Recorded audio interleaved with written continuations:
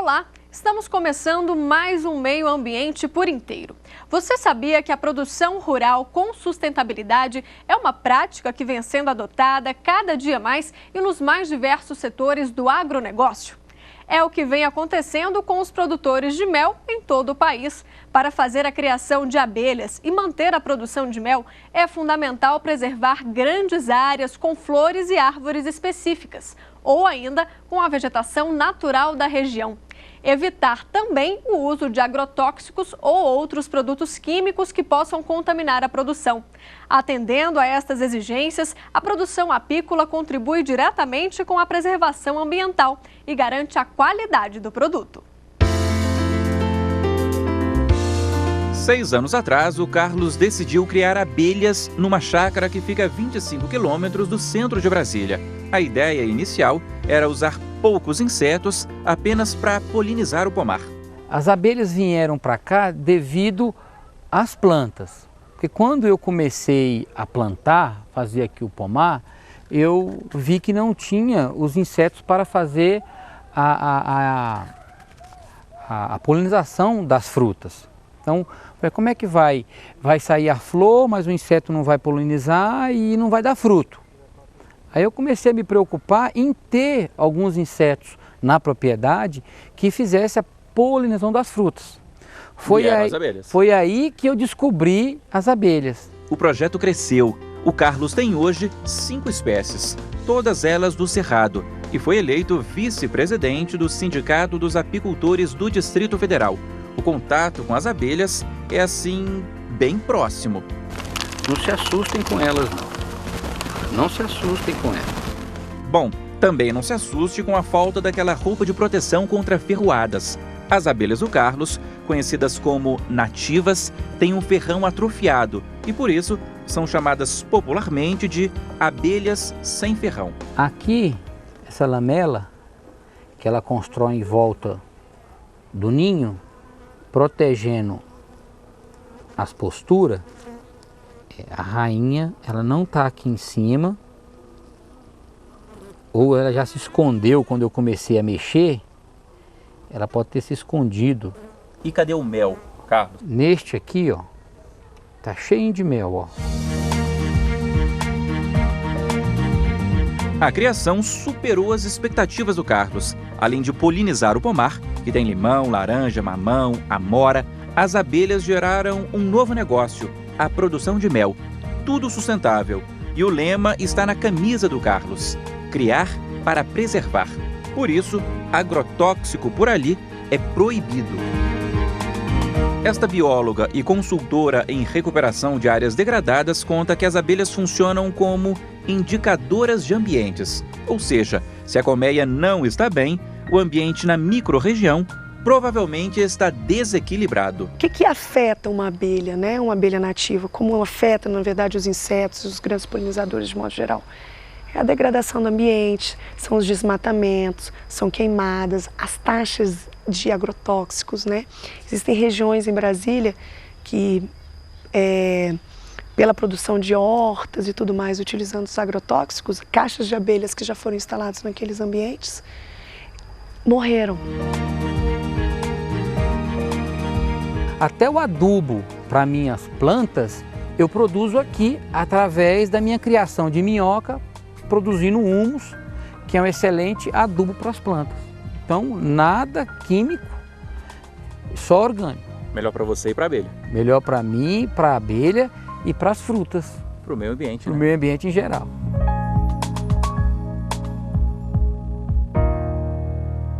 E olha só uma curiosidade, os derivados do mel também têm sido uma opção de negócio, uma fonte de renda para muito produtor rural. Você já experimentou, por exemplo, a geleia real? Ela é considerada a fonte da juventude. Conheça esse e outros produtos na reportagem. Mel, própolis, pólen, cera e até remédio. Tudo feito a partir da criação de abelhas. Já deu para ver a quantidade de produtos que movimentam este tipo de setor, não é mesmo? Não para por aí. É claro que a gente não poderia deixar de mostrar um produto concorrente nos balcões do comércio, a geleia real. Uma substância gelatinosa, de cor clara, produzida pelas glândulas das abelhas jovens. O produto é terapêutico e estimula a defesa natural de algumas doenças. A produção apícola do país é livre de defensivos e tem excelente padrão de qualidade. Por isso, o mel brasileiro atrai também o mercado internacional. Cerca de 50% da produção do país é exportada para países como Estados Unidos, Alemanha e Reino Unido. Os produtos são usados por indústrias alimentícias na produção de bolos, pães e leites em pó. De acordo com o Sebrae, o Brasil é o 11º produtor mundial e o 5º em exportação. Hoje são cerca de 13 mil apicultores cadastrados no Sebrae, mas a estimativa desses profissionais em todo o país é bem maior. A Confederação Brasileira estima ter 350 mil produtores rurais com algum tipo de colmeia. Lógico que é um número grande, né? Tem que ver, a partir de uma colmeia, por exemplo, ele já consegue, já é considerado. A gente sabe que uma colmeia é mais ali ainda é um passatempo ou é um aprendizado até. É importante, né, ter esses pequenos, mas a gente tem estimulado, por exemplo, um número mínimo, 30 colmeias, para ele começar a ter 20, 30 colmeias, para ele começar a ter uma exploração econômica realmente da atividade, ter uma geração econômica de renda. O Meio Ambiente por Inteiro foi conhecer a história do produtor e comerciante Léo Cardoso, que lá no início dos anos 80 encontrou uma oportunidade de negócio e decidiu entrar no ramo de produtos apícolas e derivados. São anos de estrada e hoje a comercialização é de cerca de 5 mil quilos por mês. Apesar disso, Léo chama atenção para o baixo consumo interno. Nós consumimos 30 gramas per capita por ano no Brasil, enquanto que, por exemplo, na Alemanha ou na Suíça é mais de 1 quilo, 1,5 quilo por ano per capita. Variedade de produtos não falta por aqui. Méis compostos que trazem misturas entre o mel puro de abelhas com ervas de uso medicinal. Tem também outros, especiais. São esses aí, olha só. Mel de laranjeira, cipó uva e uva Japão. Cada produto tem um selo do CIF, Serviço de Inspeção Federal do Ministério da Agricultura, que garante a procedência do produto. Por questão cultural, o mel mais claro tem um preço mais salgado que o mel escuro. O comerciante explica essa diferença na hora da exportação. Como os importadores lá da Europa, dos Estados Unidos, do Japão, querem méis claros por uma questão cultural, não por uma questão de qualidade, mas por uma questão cultural, de que os méis que eles conheciam eram méis claros, douradinhos e tal. Isso acaba pressionando o preço desses méis claros, eles pagam um pouco mais porque facilita a comercialização deles. Méis escuros nesses países, ainda que sejam excepcionais, eles vão ter um valor menor porque não há uma demanda por parte do consumidor.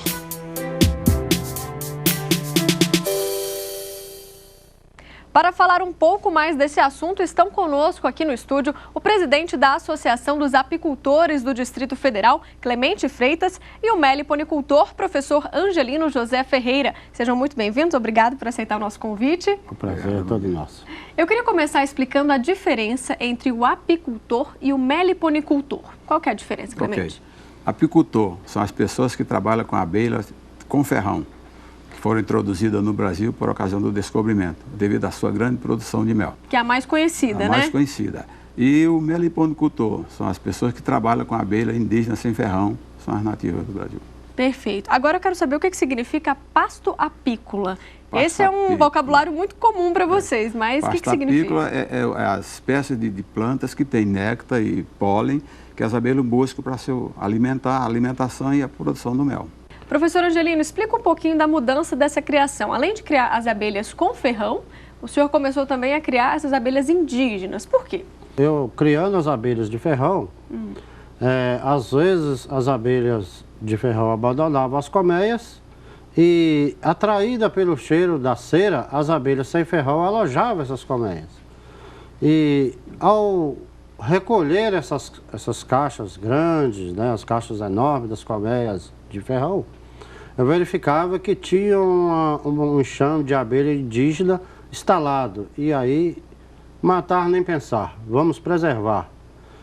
E foi a partir daí que eu passei a me interessar por essas abelhas, aprender a como criá-las e cuidar delas. Agora me conta o seguinte, qual que é a diferença então entre a abelha que tem o ferrão para que não tem? As duas produzem a mesma quantidade de mel ou não? Como é que funciona? Não, elas têm genéticas diferentes e modo de criação também muito diferente. E, logicamente, as abelhas indígenas sem ferrão, a produção de mel é muito menor.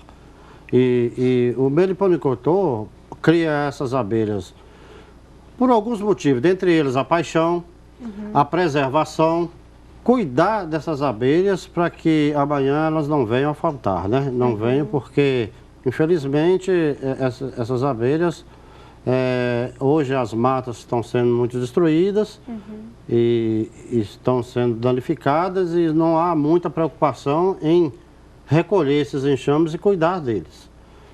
Então, tem também um terceiro objetivo aí, que é a fecundação das plantas, a polinização. Essas abelhas fazem um trabalho magnífico na natureza e, então, nós necessitamos dessa polinização até para aumento do nosso alimento e também para a fecundação das árvores e a produção de semente. Essas abelhas nos fazem muita falta. Agora, o senhor trouxe aqui para a gente conhecer, né? Ela é bem pequenininha, essa abelha é inofensiva? Essa abelha é uma abelha indígena muito pequenininha, é uma plebeia, popularmente chamada de mirim. Então, nós temos aqui, podemos observar, ela é uma espécie que não produz disco de cria, as suas crias são crias de cacho. O que seria o disco de cria? O disco de cria é de outras espécies, ela produzia um disco assim bem redondinho, compacto, que não é o caso dessa espécie aqui. Essa espécie aqui produz as crias agarradas a um aramado que ela produz. Parece um cachinho de uva, né? Parecendo um cachinho de uva. Isso é natural dessa espécie. Pode-se observar também ao redor da colmeia, ela fechando a colmeia com a própolis. Aqui também a gente vê a presença bem pequena, minúscula de depósito de mel para sua manutenção. E essas abelhas pequenininhas produzem bem menos, né? Muito. A produção de mel dela é muito significante. Se pode observar que no Brasil nós temos mais de 300 espécies dessas abelhas, umas muito pequenas, outras também do tamanho da abelha ápice e que a variação é enorme. A gente faz agora uma rápida parada e daqui a pouco eu volto com essa conversa no próximo bloco. Não saia daí. O meio ambiente por inteiro está de volta e a gente recebe aqui o presidente da Associação dos Apicultores do Distrito Federal, Clemente Freitas, e o meliponicultor, professor Angelino José Ferreira. Vamos continuar aqui com o papo? Professor, queria saber em relação à criação dessas abelhas indígenas. É um pouco diferente? O que diz a legislação em relação a isso? Nós temos aqui no Brasil uma legislação específica sobre esses insetos, que é a Resolução 346 de 2004. Basicamente, o que a resolução diz? Que, você, não podendo retirar essas abelhas da natureza, como se consegue?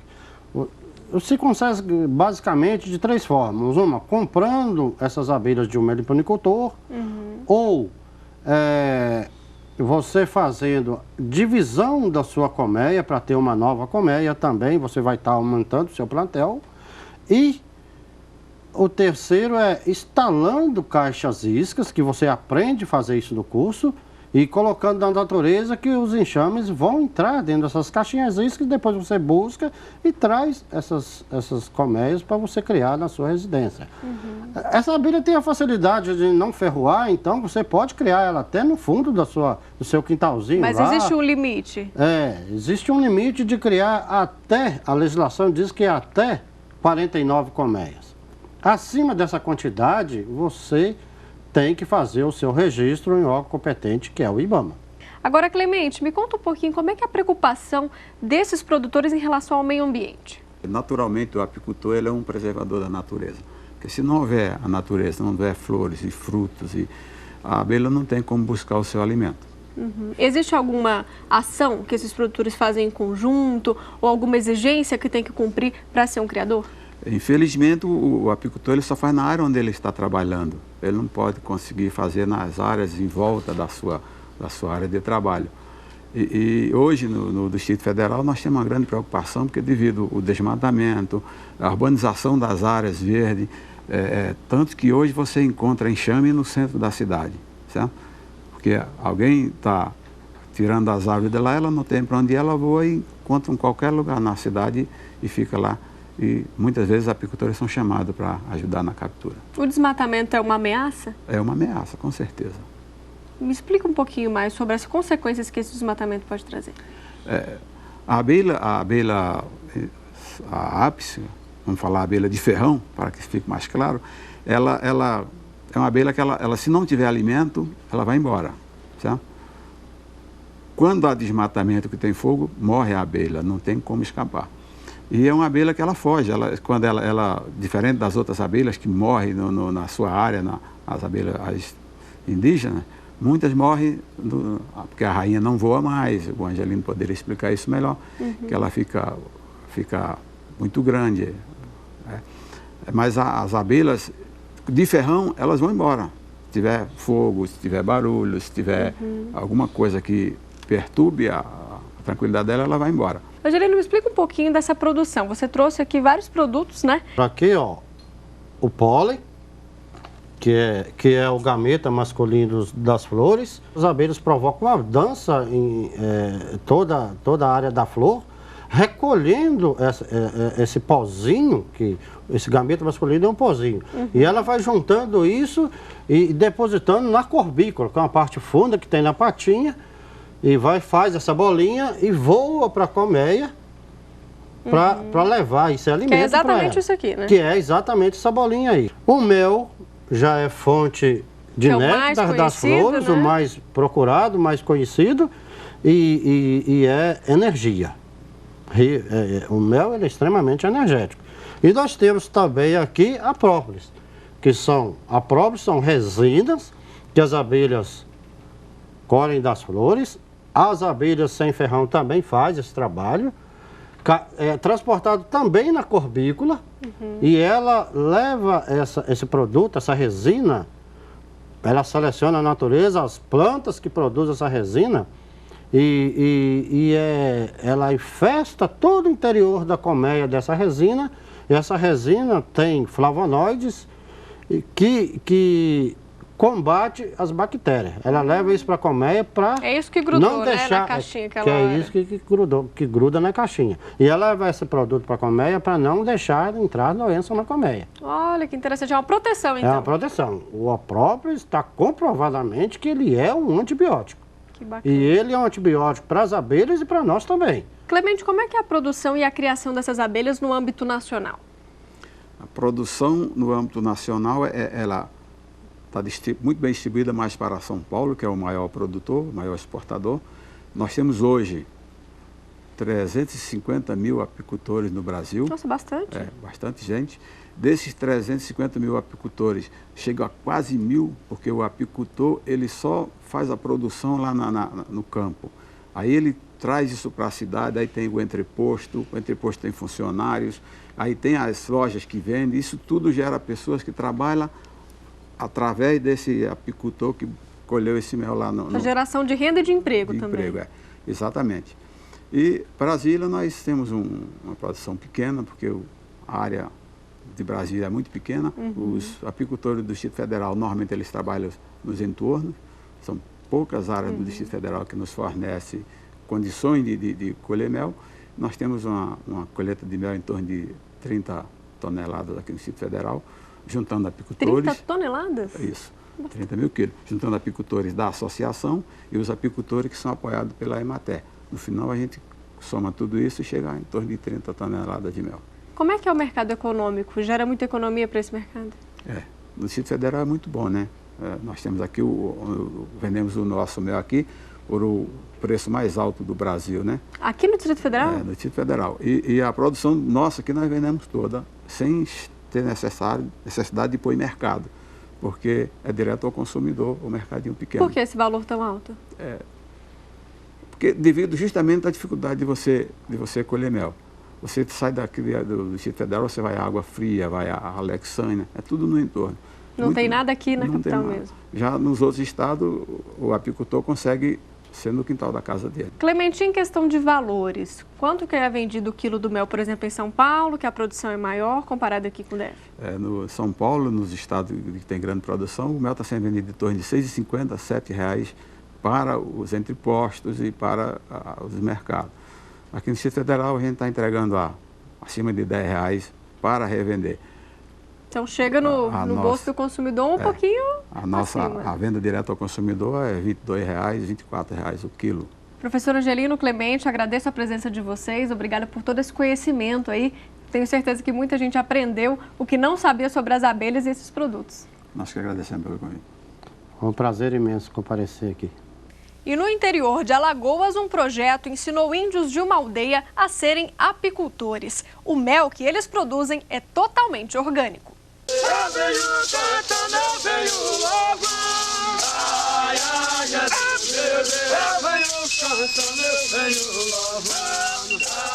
Um projeto de apicultura que está mudando a vida da comunidade indígena Vassu Cocal, localizada em Joaquim Gomes, interior de Alagoas.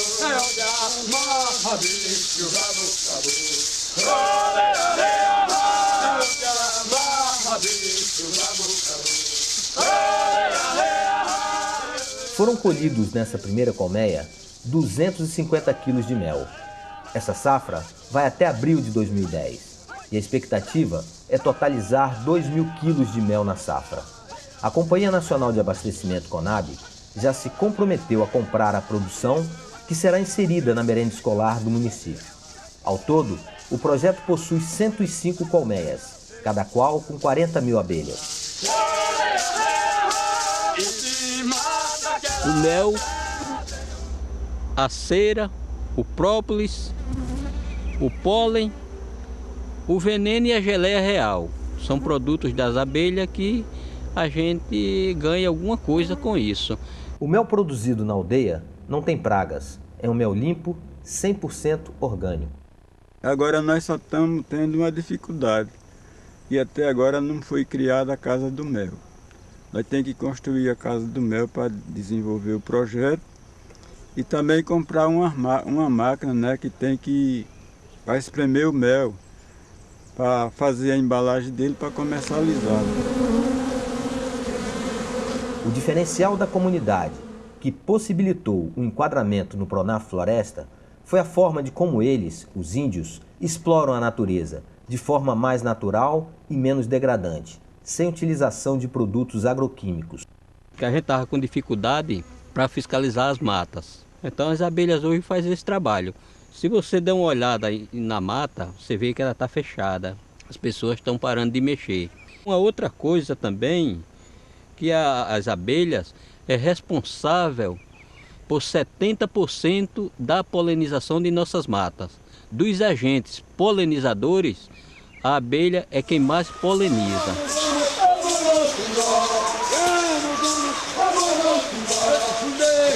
Então ele é um projeto que a gente tem certeza que ele vai ser muito lucrativo na aldeia e está sendo pioneiro em livre de Alagoas. Para a gente parece que foi um caminho que abriu, que foi Deus que abriu ele para dar essa assistência tão boa para nós.